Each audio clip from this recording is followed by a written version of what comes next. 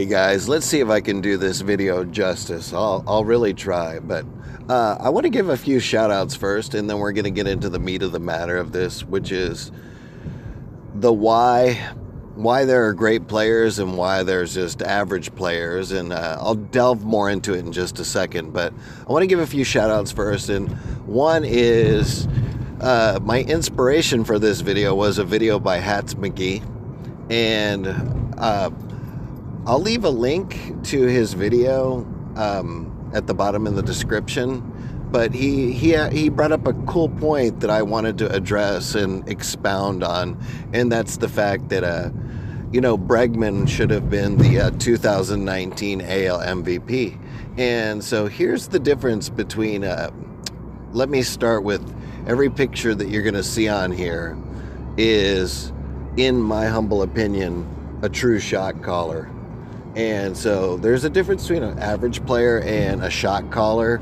And these pictures that you're seeing here, like Ty Cobb, Bob Feller, Bob Gibson, Altuve, Reggie Jackson, who else are you going to see in here? You're going to see a picture of Lou Gehrig. I think he might even be standing with Babe Ruth. There's Yandy Diaz right there, Carlos Correa. These guys are true shot callers, or have the potential to be shot callers on the cusp. With people like Pete Alonso and Correa, Yandy Diaz, I think the difference between a shot caller and an average player is just like, they are what they are. So like, Josh Reddick, he's a good solid player, but he is what he is. And so Josh Reddick, for example, just gets real streaky just every now and then, but just every now and then. And so his potential's there, but when you have the difference between an average player and a true shot caller is they will evolve, or they will develop, or they will have like certain levels of creativity in their game that just separate them. Like Altuve has a lot of creativity in his game, and it's super cool to watch. So I was going to talk about the difference between Bregman and Trout for a minute, and we can talk about shot callers or whatever we want in this video. And feel free to comment. I'm curious what you guys think. But when you look at the pictures I've added with Ichiro and Ken Griffey Jr., and we'll get into a few details in just a second. Let me get back to the conversation, which is about Mike Trout and Bregman and the 2019 AL MVP. Trout, the reason that he is considered the best player in baseball is because he has elite running speed plus power. So usually God gifts you with just kind of one or another, but not this ultimate balance. So to have elite power and elite contact and elite running speed and I would say near elite defensive skills is very rare. So he's a true five-tool player. I think I see creativity in his game. I see high contact. I see versatility, and there's no knock in this video on Mike Trout. But what I'm trying to say is, I personally think, just like Hat said, is that that Alex Bregman was the true MVP. And the thing is, I'm not the biggest stats geek, but I know my stats enough to know why Bregman's better than Trout. And Bregman's better because Bregman has soft hands. He has a powerful throwing arm. He has high arm accuracy. His fielding ability is amazing. His power to lefties is amazing. His power to righties is extremely high, even though he's a right-handed hitter. His contact to lefties is amazing. His contact to righties is insanely high, too. His arm accuracy, when you look at it from third to first, unbelievable. And I think what sets him apart is this insane amount of confidence and versatility that he has. If you guys see, one of the pictures shows Greg Bird being thrown out at home with Brian McCann catching it. That throw was thrown by Bregman. in the 2017 ALCS, and Bregman just has this absolute elite confidence that you would see other players, and this is really not any hateful video, but I remember in Game 7 of the World Series, Bellinger had the chance to throw home and get Brian McCann out and then one other player out on grounders towards him, and he made 3 costly decisions in that game that I think partially cost them that game. So, one player doesn't make a game, but one player can break a game. And so that's the one thing I saw with Bellinger is those 2 throwing kind of missed decisions, and then that 1 throwing error to first really changed the complexion of the game. That game could have been like something like 3-1. And they had got runners in scoring position a couple of times, and that could have cost us the World Series. Anyway, that's for another day.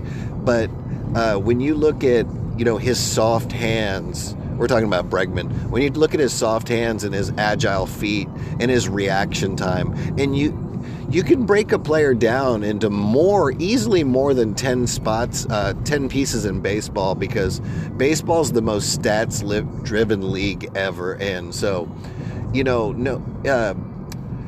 It's really hard for me to say because I don't want to sound uneducated or, any sour grapes or anything like that. But I have talked to hockey fans. I've spoken with basketball fans and football fans and stuff like that.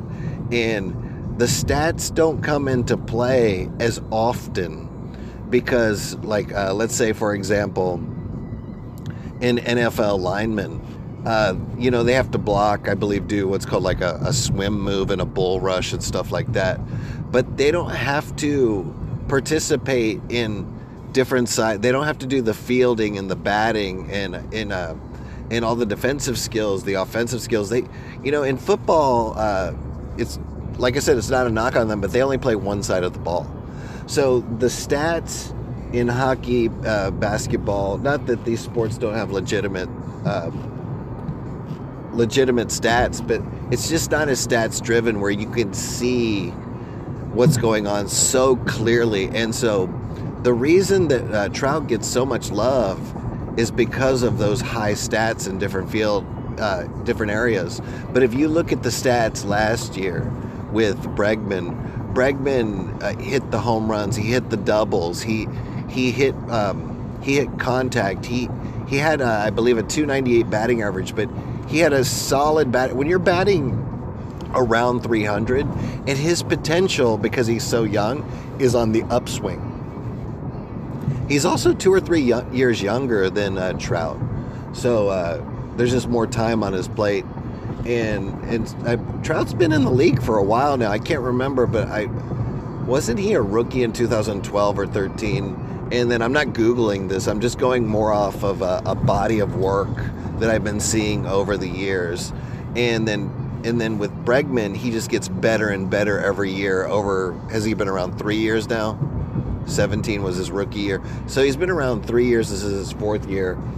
And you can just see that Bregman, when it comes to contact, power, fielding, arm accuracy, reaction time, all his stats are just absolutely stellar. And so Trout gets a lot of love over the years, and his longer term body of work speaks volumes.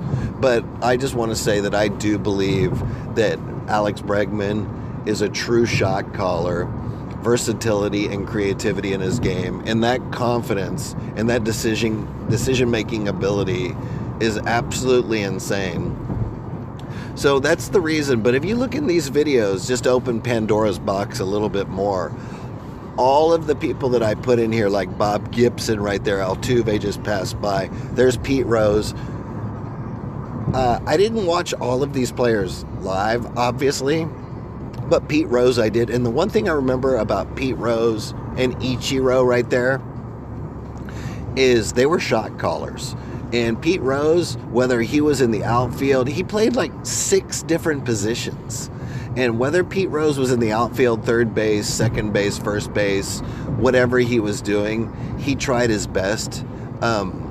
He would make a walk look attractive. Pete Rose was all of that. All of that. And the other guys I put in here too, like Ken Griffey Jr. Ken Griffey Jr., he was all of that and more too. The one person that I haven't mentioned so far is Ichiro. And Ichiro was, believe me, he was all they said he was. He was definitely a contact hitter, very little power, almost no power. But he was excellent at fielding. He could rob home runs. He could throw people out at third base. He had a cannon arm with laser accuracy. Ichiro was one of the best players in baseball history. And there's Pete Alonso right there. Potential shot caller right there. Yandy Diaz also. And these are guys that a couple unproven talents in here, that don't have a large body of work. But this video is about the why. Why? What makes the difference between an average player and a shot caller, and why Alex Bregman, in my opinion, was really, and he got a lot of votes. He came close. But he was, for me, at the end of the day, and this is not really biased, his stats and his recent body of work, I believe he was the 2019 AL MVP. And also Alex Bregman has become, in the last 24 months, one of the best players on the planet. Every picture you're seeing in here, these are super high quality players. Even that picture next to him of Tommy Pham. Tommy Pham, losing him on the Rays is a huge loss. He is a creator. And so that's going to be a big, big loss. The Rays also lost one other player, and I'm trying to remember. Oh, they also lost Travis d'Arnaud. And Travis d'Arnaud was, he wouldn't just get hot, he would stay hot for a while. So those, they've got so many other pieces on that team that I think they'll be okay with, like Avi Garcia and so many Austin Meadows. So I think they're going to be okay, but that's a big loss to that team right there. Also, the Houston Astros pitching is coming into question. Anyway, that's my video. I don't want to open up Pandora's box anymore. I just wanted to talk about shot callers and what the difference is in a creative player and a regular player. And so when you watch baseball, the stats do tell the story, but they got to pass the eye test. And there's a huge difference between somebody who's just playing and somebody who's creating and somebody who's performing in the playoffs. And that's the way I see players. So if they're not creating in the playoffs, it's just, no matter what they spin it in the media, I'm going to take it with a grain of salt unless I'm seeing players, that are just next level. And it's so rare. So you're not going to get that from most players. Anyway, that's my video, and hopefully you guys liked it, and take care.